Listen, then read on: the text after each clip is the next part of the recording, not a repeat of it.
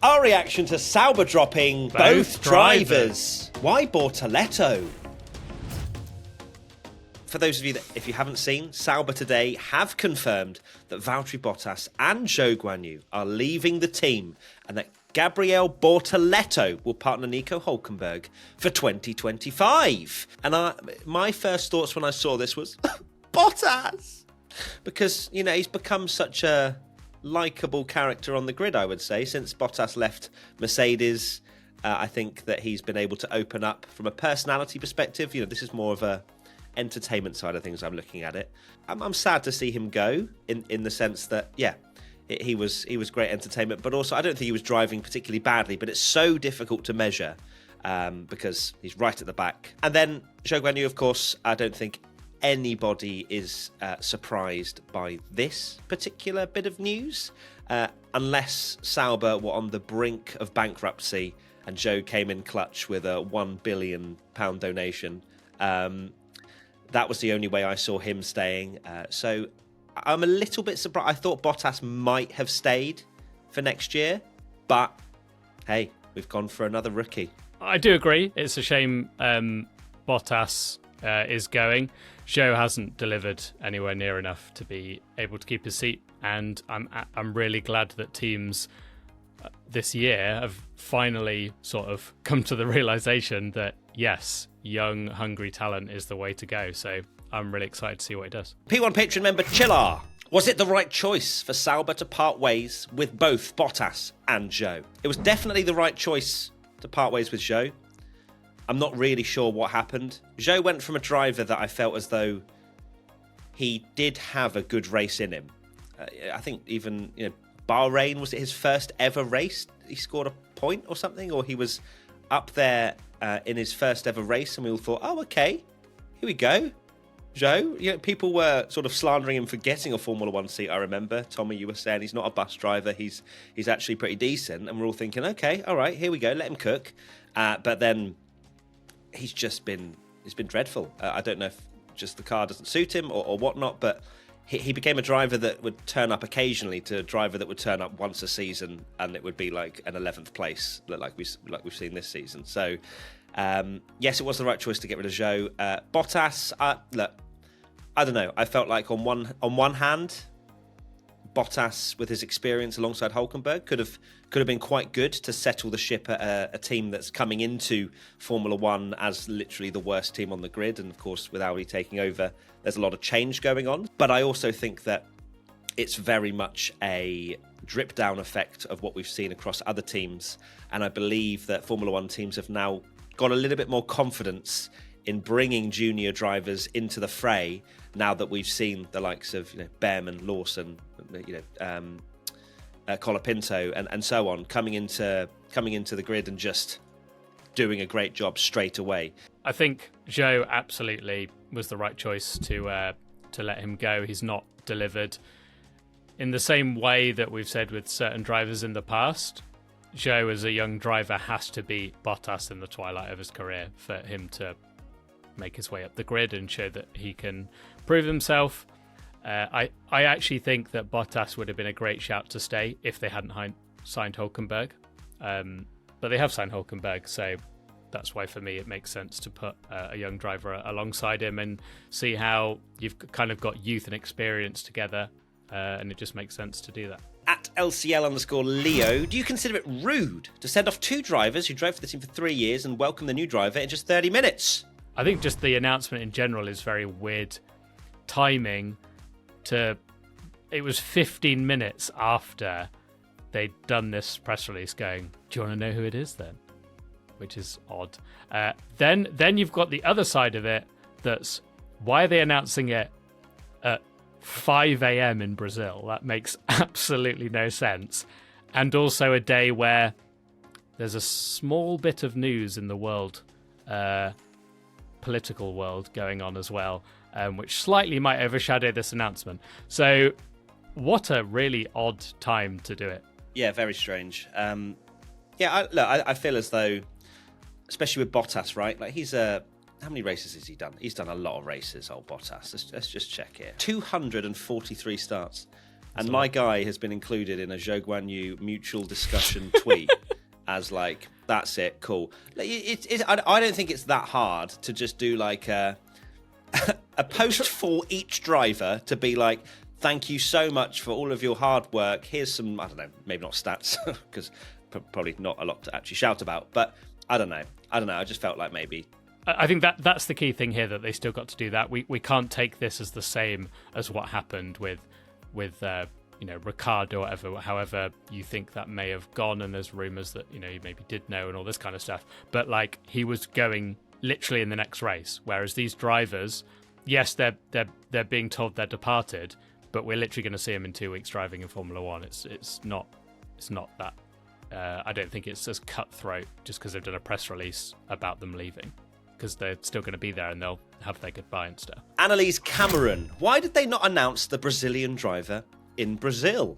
You would think that they would have done that, not post-Brazil when they've left, because you just know how the Brazilian fans would have reacted. And I'm sure Bortoleto himself would have loved to have been announced whilst, the Formula One was in Brazil. But I don't think it's the end of the world. And, there's so many things going on in the background that I'm sure, they're like, damn, why did we have to announce it now? But hey, it happens, and I'm sure Brazil will take it.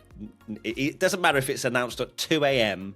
on a Thursday morning that Brazil have a Formula One driver. For me, Brazil is one of the countries I first think of when I think of Formula One. That it's a name so synonymous with it, and I didn't even grow up watching in the kind of Senna era. It's just after that, but like a Brazilian driver in Formula One just feels right, because they are a country that have represented Formula One so massively with their drivers, and you can see how passionate they are based on just generally like internet comments and everything you see on every single post about Brazilian drivers, or even Bortoleto when he was rumoured to be getting that seat. So I do think it was a contract, just because they hadn't quite finalised the contract, and I do wonder how much of that is because of the next question.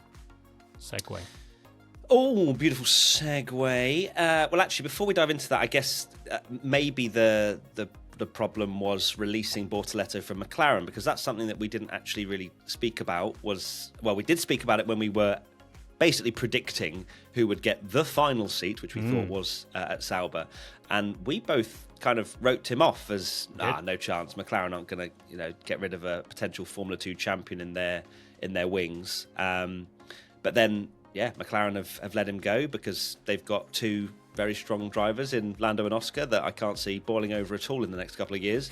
And they've released Bortoleto to go and drive for Sauber. I guess McLaren have quite a confidence that you can go drive for Sauber, no problem. If you're really good, we'll have you back. Like, there's no problem there. So I guess for McLaren, it's good in the sense that they can see how good Bortoleto is, not actually have to do it themselves, and then they've got a great relationship with him anyway, so it's not like the end of the road when it comes to a McLaren journey for Bortoleto. P1 Patreon member Dame, why Gabirel over other proven drivers like the likes of Colapinto? Now, I do wonder whether Colapinto has other things going on, other discussions, because that's what's been floating around the paddock as a rumour of RB and Red Bull and whatever.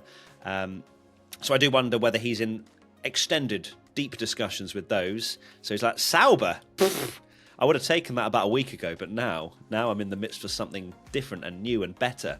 Yeah, maybe Gabirel was just easier to sign up to the dustbin, sadly, of the back of the grid. And yeah, I'm not completely convinced that Colapinto won't be on the grid next year. And it's crazy because it swings and roundabouts, isn't it? Because last week, you're like, probably not. Oh, no, maybe. For me, maybe this is hoping and being optimistic. But I think there's a lot of rumours that he could go to RB. Of course, there's a seat free there. Likely go to Lawson if they're not going to get rid of Perez, but I think that is going to happen now. And that would obviously what do you mean, mate? Perez said, what are you he's talking not about? Leaving. I'm there next year. Yeah, no problem. true.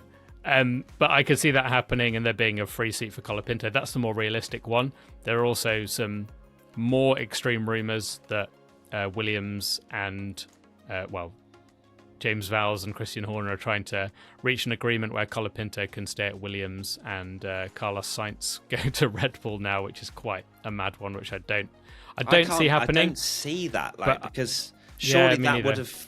They could have signed him in the first place, right? They had the opportunity to sign him, which is why I think it's so unbelievable. Actually, you know what, Carlos? You're pretty good, mate. You won Mexico. We forgot. We forgot. Yeah, we forgot about it. Very, very odd, but I wouldn't put it past Colapinto being on the grid next year, and I hope he is, because he's done a very good job, and that would be, if he is, that would be a quarter of the grid essentially as these like young new drivers coming in, which would be quite the turnaround from how it's been before, where teams seemed scared and just wanted to keep signing the same drivers all the time. Next question, Limos9. Why would they not put Pourchaire in the seat instead? Look, we kind of discussed this, didn't we, when we first were predicting who's going to be in that seat, and it just felt as though Pourchaire had missed the boat. And it did seem as well, from what I remember, that I think even did he come out and say that he hasn't got sponsors and things like that to kind of basically support his Formula One venture, but either way, yeah, it just feels very much like peaked at the wrong time, no space at the inn, new drivers coming through with massive sponsors behind them. Pourchaire just sat there like, oh, I would have liked to be in F1, but no one's going to pick me now. If you put yourself in Pourchaire's shoes, you've won the Formula 2 title, and they're hiring someone that may well win the Formula 2 title, but you are their young driver. He's the one that signed up and had to sit on the pit wall for a year with this team, and now they're signing the person that's going to probably do exactly the same he did last year. Poor old Teo. But yeah, I did actually just have a look, and he did say that he has no money to put on the table, basically, because there's no big sponsors following him. So it's tough for Teo, but that is sadly how Formula One revolves, is money. P1H, remember, Kian LR. Will the Sauber be good enough to show Gabby's talent? Will it be a George Russell Williams P19 story? Next year, the Sauber will not be good enough. Let's just put this out there right now. We are fully expecting Hulkenberg to be celebrating P17s and Bortoleto just to learn on the job. And it's probably the perfect situation for a rookie to come in, just have a bit of fun for a year, absolutely no expectations. You're probably not going to score a point. If you do, you are literally incredible, and it's a no pressure environment. So for Bortoleto, it's fantastic to just learn everything about not just the car but the tyres and etc. etc. Even Fernando Alonso managed to show what he could do in a Minardi, and if Bortoleto does beat Hulkenberg, which I don't think is an outrageous thing to happen, it's not going to be impossible. I think it would surprise a lot of people, but we've seen it with all the other rookies doing this kind of thing, and Formula One teams aren't kind of casual observers. They know who's good. They know. Yeah. Look at Charles Leclerc, what he did in the Sauber. You don't have to jump straight. You don't have to be a Lewis Hamilton. Charles Leclerc was taking headlines, bro. Like, he was scoring points. He was up there. But that's what I mean. Like he proved himself in a Sauber, which was not very good. It was a better car than the Sauber is now, but you can show what you can do in a car, and the Formula One teams know. We've seen it with Alonso, we've seen it with Leclerc, we've seen it with so many other drivers. So he's got every chance to prove what he can do. And that is it. We are done. We have reacted to Sauber dropping both drivers. Absolutely heartbreaking stuff for Bottas and Zhou fans out there. Tommy, how do you summarise your final thoughts? I'm just going to soak it all up and enjoy those last three driver ratings for Zhou Guanyu while he's still on the grid. Yeah, I think everyone's going to really appreciate that one. Driver ratings will be out, by the way, for Brazil. Don't worry. But of course, emergency podcasts come first because, we've got to react to the news. So look forward to that. And that is it. Thank you, everybody. We'll see you very soon for another podcast and video. And make sure to subscribe if you're new. And we will see you very soon. Lots of love. Take care. Bye. Bye.